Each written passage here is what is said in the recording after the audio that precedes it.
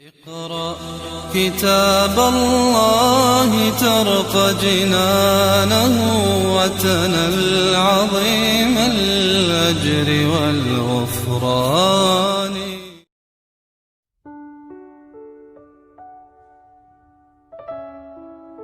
Udah tahu asal usulnya azan?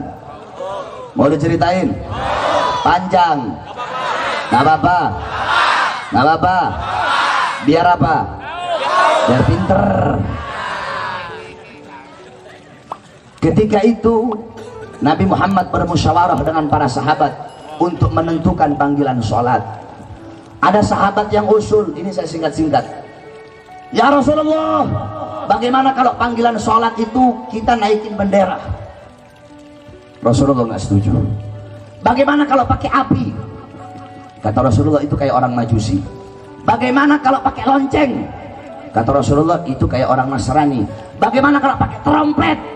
Itu kayak orang Yahudi.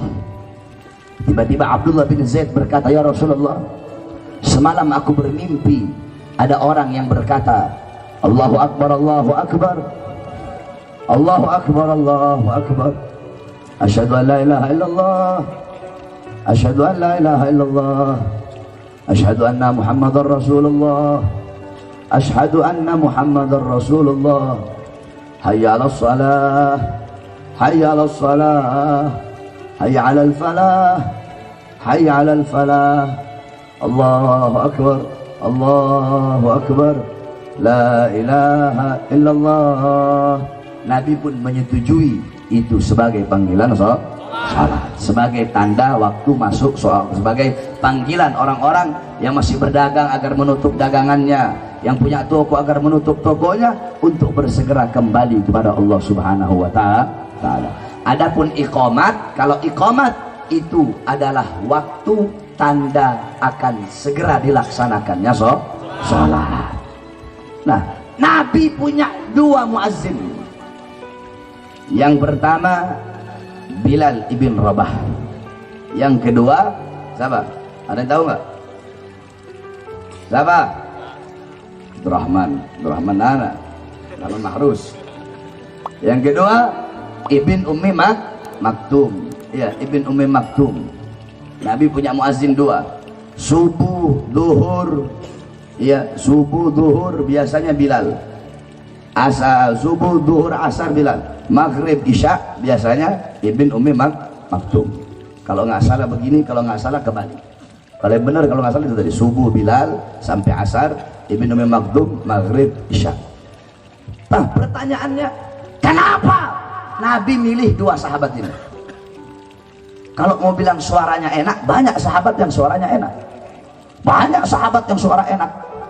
Kenapa Nabi pilih Bilal ibn Rabah dan Ibn Ummi Maktum? Karena dua sahabat ini adalah dua sahabat yang paling keras suaranya. Kalau mau bilang enak, banyak sahabat suara yang enak. Jadi maksudnya apa? Agar suaranya kencang, agar terdengar oleh orang, agar terdengar di setiap pelosok-pelosok, agar terdengar di telinga-telinga orang yang tidak mau mendengarkan azan. Dari sekian banyak rumah, Nabi pilih rumah yang paling tinggi. Kenapa rumah yang paling tinggi? Jawab. Rumah pendek, tempat kalau pendek sama tempat tinggi, yang lebih kenceng suaranya tempat yang mana? Yang mana? Yang mana? Berarti Nabi memerintahkan itu tanda bahwasanya azan harus kenceng atau pelan? Kenceng atau pelan? Keras atau pelan? Keras atau pelan? Agar suara terdengar. Makanya Nabi pilih rumah yang paling tinggi sebagai tempat azan, saudara-saudara. Udah dikatakan dalam hadis, idza hadaratis shalah falyu'adzin lakum ahadukum. Apabila telah datang waktu salat, maka hendaklah salah satu dari kalian itu melakukan azan untuk sesama kalian. Idza nudiya lis-shalah, ketika ada panggilan salat, ketika ada panggilan salat, maksudnya apa? Ketika azan dikumandangkan, adbaras syaitan, setan lari terbirit-birit sampai terkentut-kentut. Itu setan kalau dia dengar suara azan. Berarti kalau yang nggak suka suara azan berarti apa? Kalau yang mau suara azan kecil berarti apa? Kalau pejabatnya suka pengen yang ngecilin volume azan, pejabat apa? Pejabat apa? Pejabat apa? Pejabat apa? Kalau ada ustadz, kiai, habib suka volume azan kecil biar gak kedengeran suaranya, berarti mereka itu siapa? Mereka itu siapa? Mereka itu siapa? Saudara-saudara, kalau ente nggak suka dengar suara azan, nggak suka dengar suara toa, ya jangan tinggal samping masjid, tinggal di hutan, betul? Tinggal di kuburan, betul? Tinggal di apartemen, betul? Bukan suara azan yang dikecilin. Ini syiar Islam. Oleh karenanya hati-hati saudara-saudara. Sekarang volume azan dikecilin. Kemarin si Yusuf Kalla udah ngomong itu, yang satu itu, bahwasanya suara azan itu harus dikecilin karena mengganggu. Saya tanya, kalau azan mengganggu, apa dangdut ganggu tidak? Dangdut mengganggu apa tidak? Kalau kamu tidak suka dengan kebisingan kendaraan, jangan tinggal di pinggir jalan, betul? Kalau nggak suka dengan suara ombak, jangan tinggal di pinggir pantai, betul? Kalau nggak suka suara burung, suara monyet, jangan tinggal di tengah hutan, betul? Kalau nggak suka suara azan, jangan tinggal di pinggir masjid, jangan tinggal pinggir musola, tinggal sana di buah apa di tempat Cina sana, atau nggak pindah ke Amerika sana yang jarang ada suara azan. Di tempat-tempat orang-orang kafir saja masih terdengar suara azan.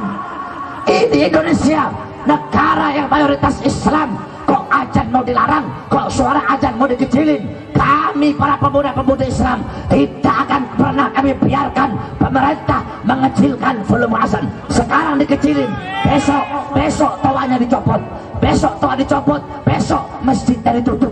Oleh karenanya kami bersumpah demi Allah, kalau sampai suara azan akan dikecilkan oleh pemerintah atau toa akan dilarang, maka panggilan hayya 'alas shalat akan kami ganti hayya 'alal jihad. Perang di mana? Saya tanya, kalau sampai azan dilarang, siap perang? Siap perang? Kamu lihat saja nanti. Kalau memang betul azan dilarang, ya Allah, saya ini orang, kalau ngomong saudara-saudara, saya orang yang tidak takut dengan siapapun kecuali Allah dan orang-orang yang takut kepada Allah.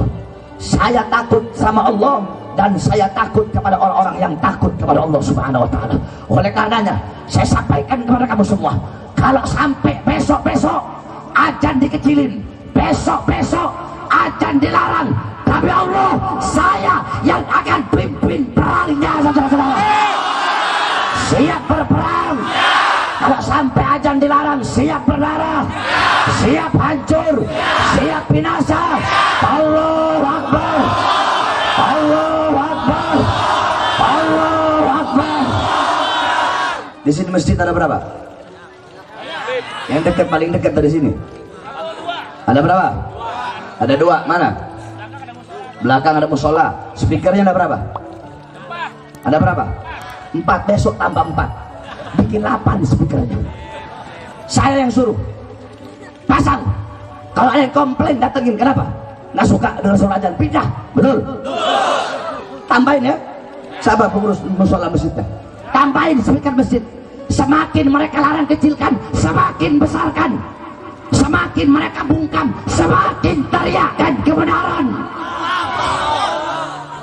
Oleh karena kita doakan agar Allah kasih kita pemimpin yang baik, pemimpin yang adil, pemimpin yang tidak merugikan Islam, merugikan ulama, yang bisa menghormati hukum-hukum Islam, syariat-syariat Islam.